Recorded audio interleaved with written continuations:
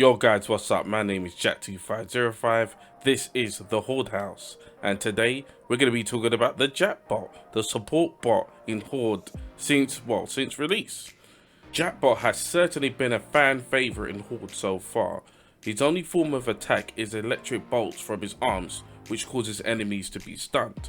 However, his real strength is in healing, burning weapons, and hijacking enemies. Since Operation 4, the taps have improved, so the taps basically give more power. This has affected the need for Jack, but he is still good. Some groups will still require him, but I will say not as much as before because of the taps. If you're playing in a way that you're going for the taps, you won't need Jack as much, but Jack will still be useful to basically use his forge to burn weapons to generate power, as well as using the taps. Let's have a look at Jack's ultimate, called Hijack. Take control of an enemy and wreak havoc.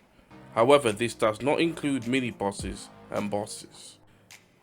Jack's passive, enemies that die with your mark reduce the cooldown of your ultimate. Okay, let's talk about Jack's cards. This is the card setup that I use for Jack on Master. First, Explosive Hijack. Hijack enemies explode and deal 70% additional damage. Portable Resupply, plus 100% ammo regen on carried weapon.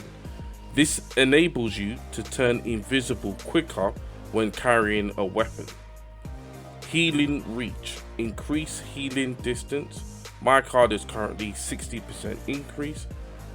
Optimizer, 170% more power when smelting, and healing upgrade, 100% increased healing rate. Jack's perks: health regeneration, movement speed, repair cost. Unless the base is fully built, I don't really see the need for Jack to use perks. Maybe movement speed, but the rest I would say are pretty redundant. Unless the base is built, I would just say all Jack should be doing is healing, depositing, hijacking certain enemies, and killing them. The best ways to use Jack, I would say, is to make sure that the engineer builds you a forge. In particular, if you're doing a 1 to 50. If a Jack is there, he might as well have a forge and he might as well be burning weapons. Also, stay behind your team. Think of it like this: imagine a football formation when you've got the attackers, DPS, and then the midfields, the tanky support guys. Then you got the people at the back, the defenders, let's say the engineer, and look at the Jackbot as the goalkeeper. He's the one at the back, he's the one keeping everyone alive, he's the one who's got a good overview, the best overview of the battlefield. You are not the killer. Jackbot guys out there, you're not the killer. Stay behind the team, keep everyone healed, keep burning weapons, and look after the forge. Another thing that makes or breaks a decent Jackbot is knowing when to use the ultimate. Now, the way that I use Jack's ultimate is I only use it on big threats, such as a boomer, an eye scion, maybe a drop shot guy. Once I hijack them, I hold Y on my keyboard and I explode them instantly. I don't really see, I don't know, maybe a lot of guys will disagree with what I'm about to say. I don't really see the point in Jack hijacking an enemy and then running around trying to get kills. A lot of the time when this happens, the Jack is basically not doing his responsibilities, which is keeping the team alive, staying behind them, as I said earlier, burning weapons, so on and so forth. I've been in some halls where by the time the Jack has finished enjoying himself, the team are dead. If you see a boomer and you've got your ultimate, go up to that boomer, hijack him, blow him up, fly back to the team. Also, the forge is Jack's responsibility.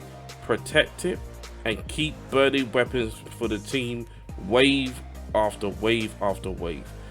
Now, playing Jack, I think, comes with a lot of discipline, and it might not be the most fun role to use.